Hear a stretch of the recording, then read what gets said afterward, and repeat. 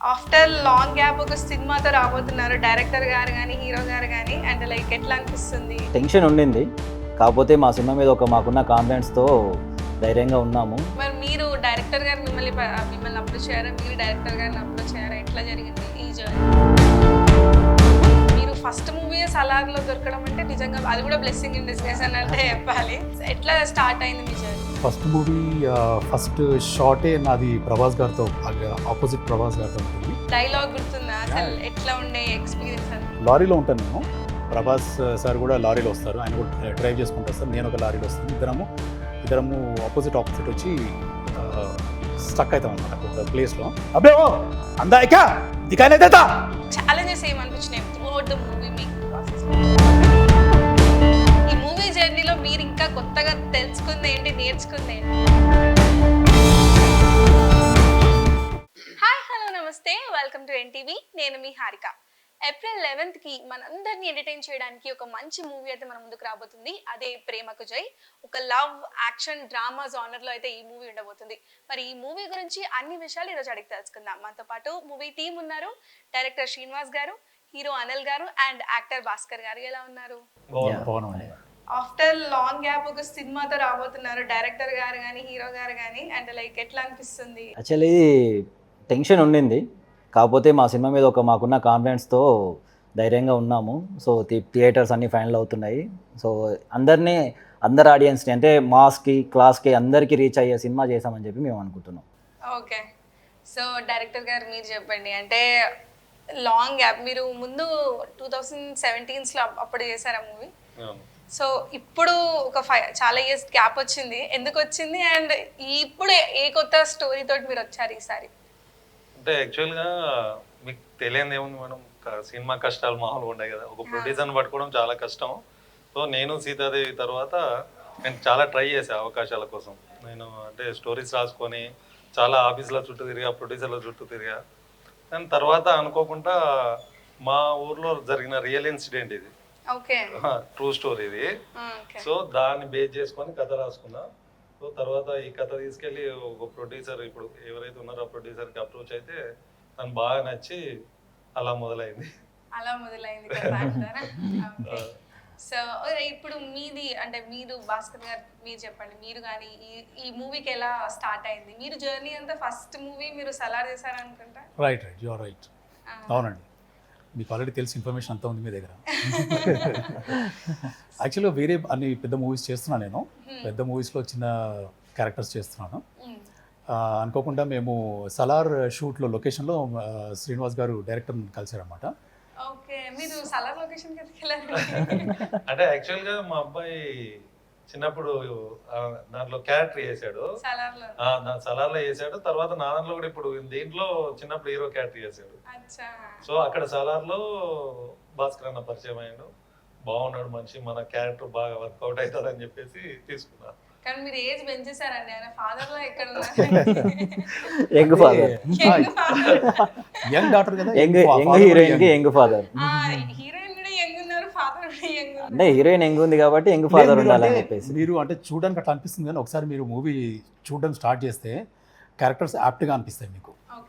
మీకు అంటే matured look కనిపిస్తుంది. ప్రాబ్లీ యువర్ ఇప్పుడు మమ్మల్ని అట్లా చూసి మీకు అట్లా అనిపిస్తుండొచ్చు, కానీ ఒకసారి మూవీ చూస్తే మాత్రం మీకు క్యారెక్టర్స్ యాప్ట్గా అనిపిస్తాయి మీకు. మరి మీరు డైరెక్టర్ గారు మిమ్మల్ని అప్రోచ్ చేయారా, మీరు డైరెక్టర్ గారిని అప్రోచ్ చేయారా, ఎట్లా జరిగింది ఈ జర్నీ? యాక్చువల్లీ శ్రీనన్న ఫస్ట్ సినిమా సీతాదేవి అప్పటి నుంచి మేము ఇద్దరం ఫ్రెండ్స్. సో మన ఫైన్ డే ఇట్లా ఆఫీస్ ఓపెనింగ్ ఉంది అనిల్ ఇలా రండి అని చెప్పేసి అంటే వెళ్ళాను అనమాట. ఆఫీస్ ఓపెనింగ్ అయిపోయిన తర్వాత ఒక 10-15 days తర్వాత మళ్ళీ నాకు కాల్ చేసి అనిల్ మనమే చేద్దాం సినిమా, స్టోరీ బాగా వచ్చింది అది ఇది అని చెప్పేసి, నువ్వైతే యాప్ట్ అనుకుంటున్నా నేను అని చెప్పేసి కాల్ చేసి స్టోరీ చెప్పారనమాట. సో ఇంకా అప్పటి నుంచి స్టార్ట్ అయిపోయింది. సో ఎప్పటి నుంచి వర్క్ చేస్తున్నారండి ఈ మూవీ మీద? 1.5 year మేడం. నేను అంటే స్క్రిప్ట్ రాసుకున్న తర్వాత నేను ప్రొడ్యూసర్ చెప్పడం, తర్వాత ఆర్టిస్ట్ల సెలెక్షన్స్, లొకేషన్లు, ఇప్పుడంతా ఫస్ట్ కాపీ వరకు అయితే ఒక 18 monthsలో ఫినిష్ చేసాము. సో ఇప్పుడు ముందుకు వస్తున్నాం. చాలా బాగా వచ్చిందండి. పాటలు కూడా చాలా బాగుంటాయి. మ్యూజిక్ డైరెక్టర్ చైతన్య అని నా ఫ్రెండ్, చిన్నప్పటి నుండి మేము ఒకటే ఊరు, పక్కనే ఇల్లు. కనిపించిన స్టోరీ తీసుకున్నారు అంటే ఎవరైనా బేస్ ఉంటుంది కదా. సో నా ఫ్రెండ్ తను మ్యూజిక్ డైరెక్టర్ అయిదామని, నేను డైరెక్టర్ అయిదామని వచ్చా. సో మా డిగ్రీ అయిపోగానే బీకామ్ కంప్యూటర్ అయిపోయిన తర్వాత పవన్ కళ్యాణ్కి కథ రాసుకొని అడుగుపెట్టి హైదరాబాద్. అవునా? ఇది ఎప్పుడైనా కలిసారా మరి? 18 years జర్నీ ఇది. అంటే మనకు ఎవరు లేరు కదండి, బ్యాక్ బోన్ కానీ బ్యాక్గ్రౌండ్ ఏది లేదు, మనకు మనీ కూడా అంత లేదు, అంతా మనం సృష్టించుకుందే ఇక్కడ, ఎవరు సపోర్ట్ కూడా లేరు. అలాంటిది మనం నాకంటే బాగా ఇష్టం సినిమా అంటే. నేను కూడా సినిమా డైరెక్టర్. నేను స్టార్టింగ్ నుండి చిన్నప్పటి నుండి సినిమా కథలు చెప్పేవాడిని చిన్నపిల్లలకి, వాళ్ళకి నేను దయ్యం కథలు చెప్పేవాడిని. అలా నాకు బాగా వచ్చేసింది కథ రాయడం, స్టోరీ రాయడం. అలా ఆ జర్నీ తోటే హైదరాబాద్ అడుగుపెట్టా. అది అంటుంది ఇంకా పవన్ కళ్యాణ్ గారి కోసం రాసిన స్టోరీ. ఉంది అంటే అప్పుడు మంచి రేజ్ లో ఉన్నాడు కదా, సో అప్పుడు నేను అనుకున్నా మనం పోయిన తర్వాత టక్కున కలవచ్చు అయితే అనుకున్నా. ఇక్కడ అమ్మో అసలు సినిమా ఫీల్డ్ అంటే చాలా కష్టం, చాలా బాధలు, చాలా అది ఉంటుందండి. బట్ అందుకే ఆ కష్టాలన్నీ కలుపుకొని ఒక మూవీ తీసారన్నమాట. అవును మేడం. అంటే ఇప్పుడు రెండో సినిమా అయినా కూడా కష్టాలు ఉన్నా కూడా ఇది మనకి ఇష్టమైన ఫీల్డ్. సో ఎన్ని బాధలు ఉన్నా ఎన్నున్నా వన్ డే ఖచ్చితంగా మనకు కూడా ఓ సౌండ్, తెలుగు సినిమాలో మన సౌండ్ వినబడాలి, దానికోసం వెయిటింగ్ చేస్తున్నాం. ఇప్పుడు మీ రోల్స్, ఇప్పుడు మీరు అంటే ఇప్పుడు హీరోయిన్ గారికి father గా చేశారు. ఇప్పుడు కొన్ని పాత్రలు ఎట్లా అంటే ఇప్పుడు ఉప్పనలో కూడా హీరోయిన్ గారి ఫాదర్ విజయ్ సేతుపతి అంటే ఎంత స్ట్రాంగ్ గా ఇంపాక్ట్ క్రియేట్ చేసే మూవీ మొత్తం కూడా అట్లా ఉండబోతుందా? ఎట్లుంటది మీ రోల్ కానీ ఇందులో? మీరు కరెక్ట్ ఎగ్జాంపుల్ తీసుకున్నారు. నేను యాక్చువల్లీ చేసేప్పుడు కూడా నేను యాక్చువల్గా విజయ్ సేతుపతిగా ఫీల్ అయ్యాను నేను, ఎందుకంటే ఆల్రెడీ మన మూవీ చూసాం కాబట్టి ఎక్కడో ఆ కొంచెం ఇంపాక్ట్ ఉండే. ఈవెన్ అంటే అదే టైప్ గంభీరత్వం ఉంటుంది క్యారెక్టర్లో. ఓకే. ఇది టోటల్ విలేజ్ బ్యాక్డ్రాప్లో జరిగేది. ఈవెన్ అది కూడా ఉప్పెన కూడా అంతా విలేజ్ బ్యాక్డ్రాప్లో backdrop లో కనిపిస్తుంది. జరుగుతుంది. సో కొంత సిమిలారిటీస్ కనిపిస్తాయి మీకు. అండ్ ఈ క్యారెక్టరైజేషన్లో కూడా అంత గంభీరత్వం ఉంది, ఇంటెన్సిటీ ఉంది. మీకు మూవీ చూస్తే విలన్ అనేవాడు ఇట్లా ఉన్నాడు, వీడు ఇంత వర్స్ట్ క్యాండిడేటా అనేంత ఫీల్ వస్తుంది మీకు. అంత worst character తిట్టుకునే అంత feel వస్తదా? అది ఎట్లా అంటే ఇప్పుడు ఎవరమైనా ఆ సిచ్యువేషన్కి ఇప్పుడు చంపడమైనా చావడమైనా విలన్ చేసే పని. సో దాంట్లో ఎలా చేశాడు, ఏం చేశాడు అనేది ఆ సెన్స్ లా ఉందన్నట్టు క్యారెక్టర్. కరెక్ట్ గా చూస్తేనే నిజంగా భయంకరంగా అంటే లుక్ మెయింటైన్ చేస్తున్నారు బయట ప్రమోషన్స్ లో కూడా. లేదు, ఇది నా న్యాచురల్ లుక్ అండి. ఓకే. ఏం చేస్తాం, మనం ఏం చేయలేము ఇంకా. ఆ లుక్కే ఇప్పుడు ఇంతవరకు తీసుకొచ్చింది. ఈడికి తీసుకొచ్చింది ఇంత అది మంచి మంచి సినిమాలు. బ్లెస్సింగ్ అండ్ డిస్గైజ్ అంటారు కదా, Yeah. So that is what it is. Intensity ఉంది అని చెప్తున్నా. Okay, thanks. అది that's a best compliment I get. అంటే శరత్ కుమార్ లాగా ఉంటాడు. మీరు కరెక్ట్ అబ్జర్వేషన్ చేస్తే శరత్ కుమార్ లుక్ కనబడుతుంది మాక్సిమం. డూప్ అన్నా నమ్మొచ్చు, ఫేస్ అవుతుంది. చాలా మంది ఎక్కడ పోయినా అది ఫస్ట్. అవునవును. చాలా మట్టుకు విన్నాను. ఈవెన్ చెన్నైలో షూట్ చేసేప్పుడు కూడా చెన్నై లోకల్ పర్సన్స్ కూడా అన్నారు, ఓ శరత్ కుమార్ అక్కడ అసిస్టెంట్ డైరెక్టర్స్ కూడా అన్నారు. సో మీరు చెప్పండి మీ పాత్ర అంటే మీరు కూడా ఆఫ్టర్ లాంగ్ గ్యాప్ మూవీస్ చేయడం కానీ జరుగుతుంది. సో ఈ మూవీ మీకు ఎందుకు అంత ఇంపార్టెంట్ అండ్ మీ రోల్ ఎంత ఇంపార్టెంట్ గా మూవీని డ్రైవ్ చేస్తుంది? యాక్చువల్లీ జై అనే క్యారెక్టరు ఒక మంచి రెస్పాన్సిబుల్ సన్, ఒక స్ట్రగ్లింగ్ యాక్టర్గా ఒక స్ట్రగుల్ ఫేస్ చేసే ఒక అబ్బాయి, ఒక ట్రూ లవర్. సో ఈ 3 యాంగిల్స్ ఉంటాయి అన్నమాట. సో ఒక మంచి సన్ అంటే రెస్పాన్సిబుల్గా ఉంటే అంటే చాలా మంచి క్యారెక్టర్. అబ్బాయిని చూసి నెక్స్ట్ ఇప్పుడు ఉన్న యూత్ ఆదర్శంగా తీసుకోవచ్చు ఆ క్యారెక్టర్, ఆ అబ్బాయిని. మీరు తీసుకుంటారా పర్సనల్ గా అనిల్? తీసుకుంటాను, ఎందుకంటే ఆల్మోస్ట్ నేను ఫేస్ చేసిన స్ట్రగుల్స్ అన్ని సినిమాలో మీరు యాజ్ పర్ మనం ట్రైలర్లో చూసినట్టు సినిమాకి సంబంధించిన పోర్షన్ కూడా ఉంది సినిమాలో. సో ఆ స్ట్రగుల్స్ అన్ని మేము రియల్గా ఫేస్ చేసినవి పెట్టాం. ఇంకా చాలా పెట్టవచ్చు, మొత్తం అవే పెడితే సినిమా వేరే తీయాలి కాబట్టి ఒక పోర్షన్ మేము అనుకున్నాం కాబట్టి దాంట్లో అన్ని రియల్ ఇన్సిడెంట్సే పెట్టాం. సో అది చాలా కనెక్టింగ్ పాయింట్ నాకు. ఇంకా లవ్ అంటే అది కంపల్సరీ ఒక సెన్సిటివ్ థింగ్ అది లవ్. సో అది ఇంకొక ఇవి కాకుండా ఒక మెసేజ్ని కూడా మేము ఈ సినిమాలో త్రో చేసాం అన్నమాట. సో పరువు హత్యలు అనేది మా మెయిన్ కాన్సెప్ట్. సో ఇప్పుడు మనం నవేడేస్ ఎక్కడ చూసినా సరే పరువు హత్యలు అనేది మనం రెగ్యులర్గా వింటూనే ఉన్నాం. సో అవి జరగడం వల్ల ఎన్ని జీవితాలు నాశనం అవుతున్నది, దానివల్ల ఎంత సఫర్ అవుతున్నారు ఎంతమంది అనేది అది లైవ్గా అందరం చూస్తూనే ఉన్నాం కదా. సో ఇవి జరగొద్దు అనేది మన కాన్సెప్ట్. ఈ మూవీ అంటే ప్రాసెస్ స్టార్ట్ అయినాకనే అంటే స్టార్ట్ అయినా కావచ్చు, కాకముందు కావచ్చు, ఇప్పుడు అమృత ప్రణయ్ క్రేజ్ కానీ ఇట్లాంటివన్నీ స్టోరీ ఎలిమెంట్స్ అన్ని తీసుకొని చేస్తారా? అంటే అలా కాదండి, అలా కాదు. నేను యాక్చువల్గా ట్రూ స్టోరీ అని చెప్పిన మా ఊర్లో జరిగిన చిన్న సంఘటన తీసుకొని నేను సినిమా లిబర్టీ తీసుకొని రాశాను. సో అన్నీ జరుగుతూనే ఉన్నాయి. ఎప్పుడైనా ప్రేమ లాస్ట్ కు మరణమే కోరుకుంటది అనేది చాలా వరకు అంటే జరుగుతున్నాయి. అంటే విజయాలు కోరుకునే ఉన్నాయి, మరణాలు కూడా ఉన్నది కాబట్టి, అయినా కూడా దీంట్లో కూడా లాస్ట్ క్లైమాక్స్ చాలా బాగుంటది. ఓకే ఒక ట్విస్ట్తో ఎండ్ అవుతుంది. సేమ్ యాజ్ వెల్ యాజ్ ఒక మంచి మెసేజ్తో వెళ్తారనమాట థియేటర్ నుంచి బయటకు వెళ్ళేటప్పుడు. కరెక్ట్.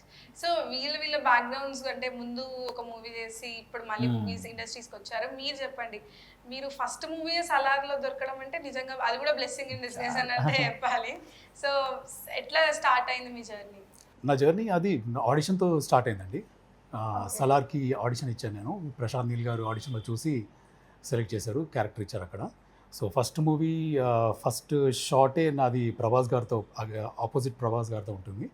సో ప్రభాస్ గారి ఇంట్రడక్షన్ షాట్ నాది with a dialogue. So that was a lucky for me. దాని తర్వాత వాల్టేర్ వీరయ్య చేశాను, దాని తర్వాత వారియర్ చేశాను, దాని తర్వాత ఇప్పుడు చేస్తున్నాను. ఇప్పుడు Arjun son of Vyjayanthi release కాబోతుంది నెక్స్ట్ ఫ్రైడే. ఇంకోటి నితిన్ గారిది తమ్ముడు మూవీ రిలీజ్ అవుతుంది, దాంట్లో ఉన్నాను. ఇది కాకుండా ఇంకొక 5-6 మూవీస్లో కూడా ఉన్నాను నేను. సో వీళ్ళకి చెప్పండి అంత ఆపర్చునిటీస్ ఎట్లా వస్తున్నాయి, ఎన్ని కష్టాలు కూడా సినిమా అంత కష్టాల గురించి అంటే ఇక్కడ ఒక తేడా ఉందండి. ఇప్పుడు నేనేమో విలన్ని. సో విలన్ నేను ఎక్కడైనా మోల్డ్ అయిపోతాను. ఇప్పుడు డైరెక్టర్ అంటే ఆయన ప్రాజెక్ట్ అది. అవును కరెక్ట్. అది సంథింగ్ వెరీ డిఫరెంట్. హీరో కూడా ఛాన్సెస్ అనేది కూడా డిఫరెంట్గా ఉంటాయి. సో ఎవరి రోల్ వాళ్ళకే, ఎవరి ఆపర్చునిటీస్ వాళ్ళకే. మనం ఏం చెప్పలేము, మనం కంపేర్ చేసుకోలేము అట్లా. సో అంటే ఆడిషన్ త్రూ సలార్ వచ్చాక అంటే ఫస్ట్ డే షూట్ గుర్తుందా? ప్రభాస్ గారితో డైలాగ్ గుర్తుందా? అసలు ఎట్లా ఉండే ఎక్స్పీరియన్స్ అంతా? ఫస్ట్ ఆడిషన్ అప్పుడే లోపల భయం ఉండేది. ప్రశాంత్ నీల్ గారు కదా, అప్పటికే చాలా పెద్ద సెలబ్రిటీ డైరెక్టర్ ఆయన దగ్గర ఉన్నప్పుడే భయం వేసింది. But I have done my best, అందుకే సెలెక్ట్ చేశారు. దాని తర్వాత షూట్స్కి వెళ్ళిన తర్వాత రామగుండం మన కోల్డ్ ఫీల్డ్లో జరిగిందన్నమాట షూట్, గోదావరి ఖనిలో. సో అక్కడ ఆ ఎండకి ఆ మంటకి ఫస్ట్ టైం మండిపోతుంది లోపల. దాని తర్వాత ప్రభాస్ సార్ వచ్చినప్పుడు ఇంకా లోపల నుండి టెన్షన్ స్టార్ట్ అయిపోయింది.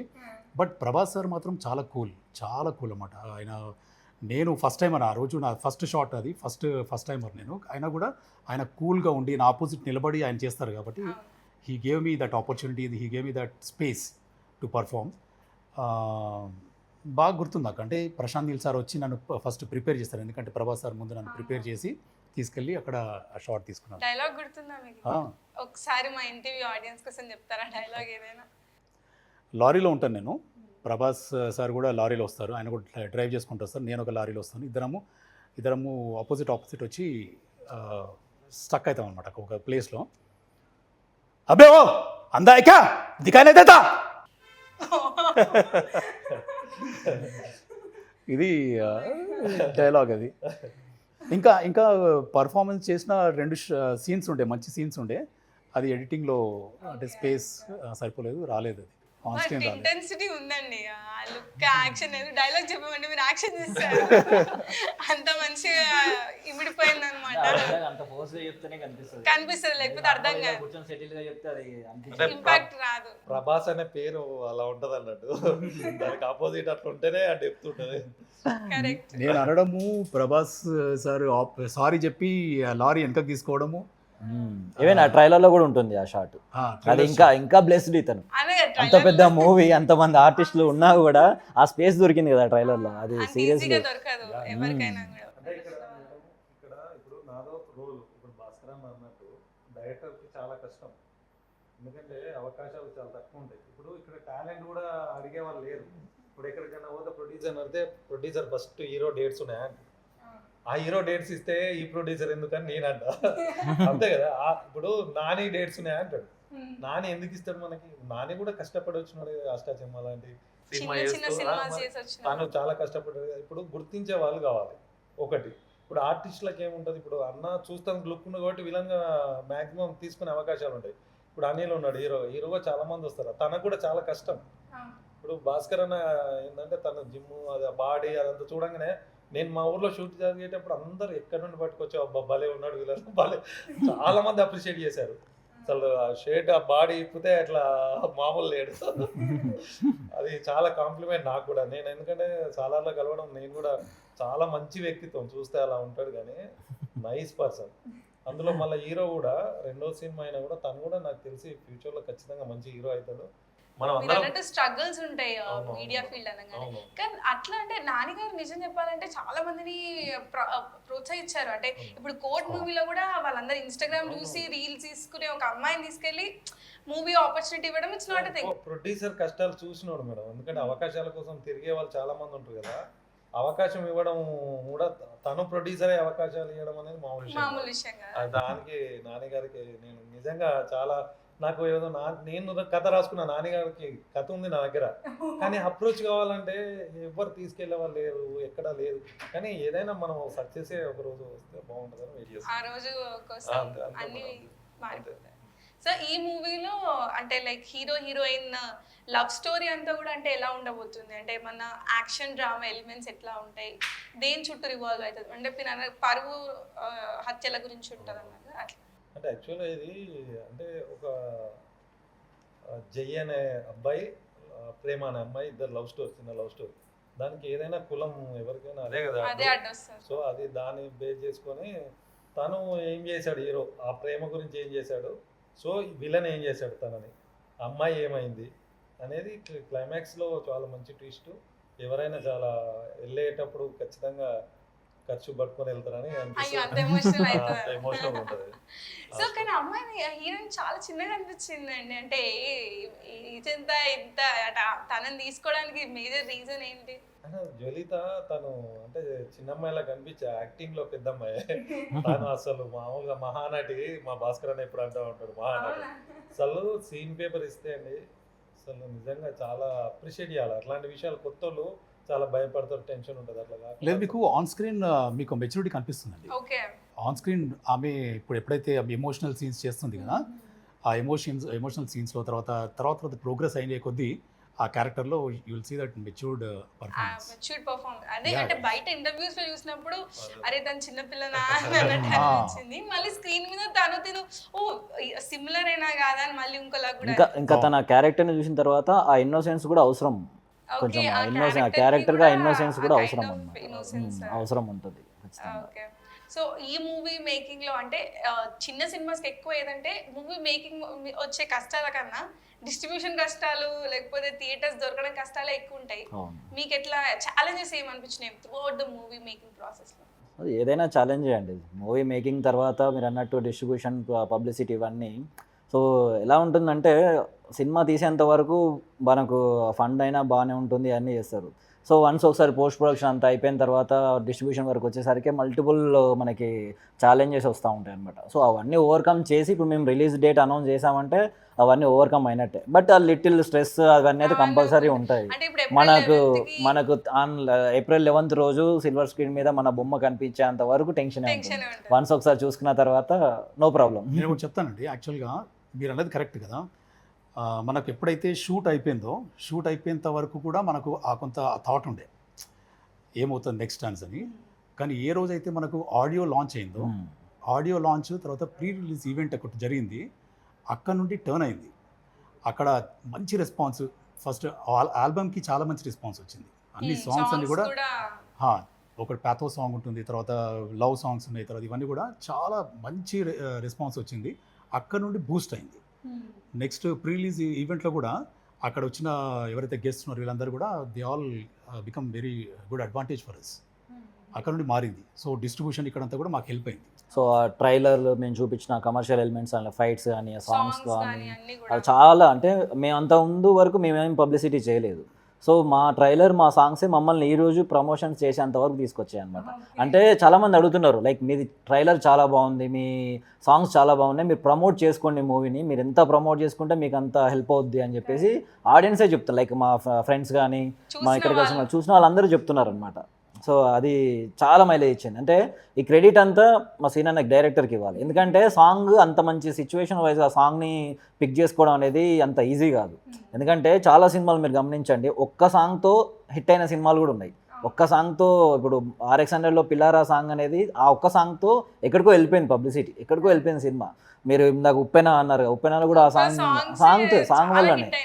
అంటే ఒక లాక్డౌన్ నుంచి వచ్చిన తర్వాత కూడా జనాలని అంతవరకు తీసుకొచ్చిందంటే సాంగ్స్. అంత మంచి సాంగ్ని మా సినిమాలో 5 సాంగ్స్కి 5 సాంగ్స్ బాగుంటాయి. ఆ క్రెడిట్ అంతా సీనన్న as well as music director. ఆయన కంపోజ్ వాళ్ళిద్దరు ఫ్రెండ్షిప్ కానీ ఫస్ట్ సినిమాకి కూడా వాళ్ళిద్దరే వర్క్ చేశారు.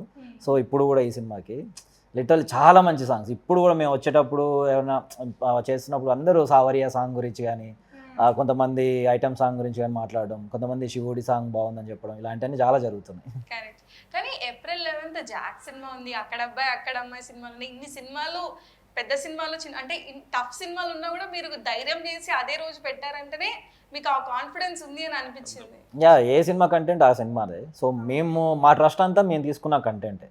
సో యూత్లో ఇప్పుడు మీరు అన్నట్టు సిద్ధు గారు కానీ ప్రదీప్ గారు అందరూ యూత్ని అట్రాక్ట్ చేసేవాళ్ళే. సో మేము తీసుకున్న పాయింట్ లవ్ కూడా యూత్ని అట్రాక్ట్ చేసేదే కాబట్టి మాకేమీ ఇబ్బందిగా ఏమి అనిపించట్లేదు. సో అన్నీ మా సినిమాతో పాటు ఆ సినిమాలు నడుస్తాయి, మా సినిమా కూడా నడుస్తుంది.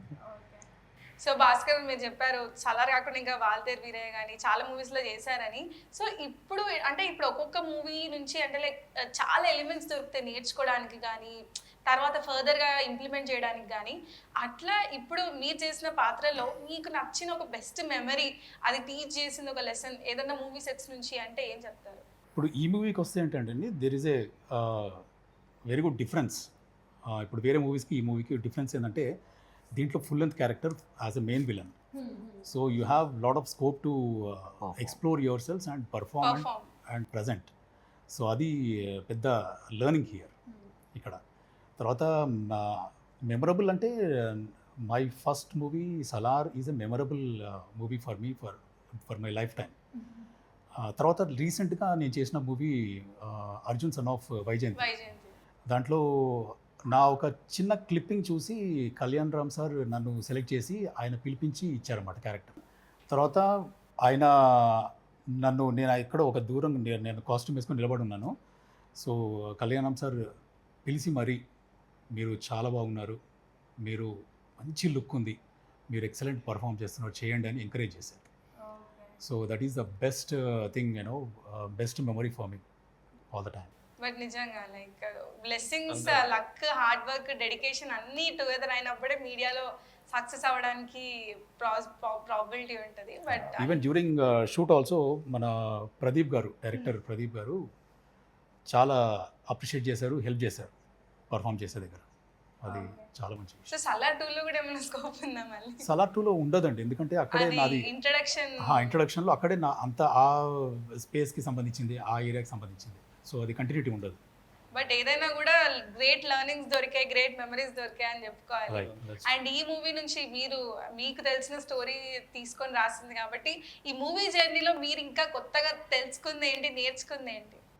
అంటే ఇప్పుడు ఇక్కడ నేర్చుకునేదంటే మనం వచ్చిందే డైరెక్టర్ అయిదామని మేడం. ఫస్ట్ నా థింకింగ్ డైరెక్టర్. నేను కథ రాసుకొని వచ్చా, కానీ అన్నీ బాధలు పడ్డా కూడా ఇప్పుడు సినిమా చేసా, రిలీజ్ అయింది, రెండో సినిమా రిలీజ్కి వచ్చింది, చాలా సంతోషంగా ఉన్నా. నెక్స్ట్ కూడా మా రాజు గారి గది హీరో అశ్విన్ గారితో జరుగుతుంది, చర్చల్లో ఉంది, ఆల్మోస్ట్ దగ్గరలో ఉన్నాం ఆ దేవుడి దయాల్లో. అయితే అంటే నేను కూడా వెయిటింగ్ అండి. ఇప్పుడు నా ఫ్రెండ్స్ అంతా సెటిల్డ్, అంతా జాబులు చేస్తున్నారు, అంత బాగున్నారు. మన ఊర్లో అందరూ ఇంకా నువ్వు ఇంకా పెద్ద సినిమా ఇప్పుడు లేకపోతే ఉంటుంటుంది కదా, చుట్టాలు అందరూ అడుగుతూ ఉన్నారు. సో నేను ఏంటంటే ఈ రెండు సినిమాలు కూడా చాలా కష్టపడ్డా, ఇష్టపడి రాసుకున్నా, చేసి అంత బాగుంది. కానీ ఈ రిలీజ్కి వచ్చేసరికి చాలా కష్టాలు ఉన్నాయి. ఇప్పుడు ఎట్లుందంటే మినిమం హీరో ఉంటేనే కొంచెం మనకి రిలీజ్ కాడ కానీ ఎక్కడ కానీ మంచి స్కోప్ ఉంది. సో అయినా కూడా ఇవన్నీ కష్టాలు పడుతూ కూడా 2 సినిమాలు చేయగలిగినాం. ఇప్పుడు పెద్ద సినిమా నిజంగా చెప్పాలంటే నేను ఒక్కటే వెయిటింగ్. నా లైఫ్, నేను కమల్ హాసన్ బిగ్ ఫ్యాన్. నా లైఫ్లో నేను ఒక్కటే పెద్ద డైరెక్టర్ కావాలి. అది చాలా కష్టాలు ఉంటాయి, చాలా ఉంటాయి. నేను నేర్చుకుంది ఏంటంటే నేను 2 సినిమాలు చేశాను మేడం అసిస్టెంట్ డైరెక్టర్గా. ఒకటి స్వామిరారా, ఒకటి కార్తికేయ. నేను ఎట్లా అంటే నేను సినిమా పిచ్చోని అన్నట్టు. సో ఇప్పుడు ఏకలవ్యుడు ఉన్నాడు కదా, ద్రోణాచార్యం దగ్గరికి వెళ్తే విలువిద్య నేర్పను అని నేర్చుకోను వద్దని చెప్తే తను వచ్చేసి అడవిలో తన గురువు గారి బొమ్మ పెట్టుకొని విలువిద్య నేర్పి. నా సినిమాలు కూడా అంతే. నేను సినిమాలు చూసి అంత లెర్నింగ్ అంత నేర్చుకున్నాను నేను. సో ఖచ్చితంగా మీకు కూడా మళ్ళీ నెక్స్ట్ పెద్ద ప్యాకెట్ కొట్టి ఇదే ఎన్టీవీలో నేను ఖచ్చితంగా ఇంటర్వ్యూ. ఆల్ ది బెస్ట్ అండి. మీరు అన్నట్టు మీరు పవన్ కళ్యాణ్ గారి కోసం రాసిన స్టోరీ, నాని గారి కోసం రాసిన స్టోరీ అన్నీ వాళ్ళ దగ్గరికి వెళ్ళాలి. మీరందరూ కూడా మంచి మంచి మూవీస్తో ముందుకు రావాలని నిజంగా మనస్ఫూర్తిగా కోరుకుంటానండి. Wish you all the very best. April 11th రోజు మళ్ళీ కలుద్దాం థియేటర్స్, తర్వాత ఎట్లా ఉండబోతుందని. Good luck. Okay thank you. Thank you అండి. సో చూసారు కదా, ఏప్రిల్ 11th అయితే ప్రేమకు జయ అనే మూవీ రిలీజ్ అయిపోతుంది. ఒక మంచి ట్రూ స్టోరీని, ఒక different love action drama elements తోటి ఈ మూవీ అయితే రాబోతుంది. ఇది వాటి ఏంటివి, మళ్ళీ కలుద్దాం.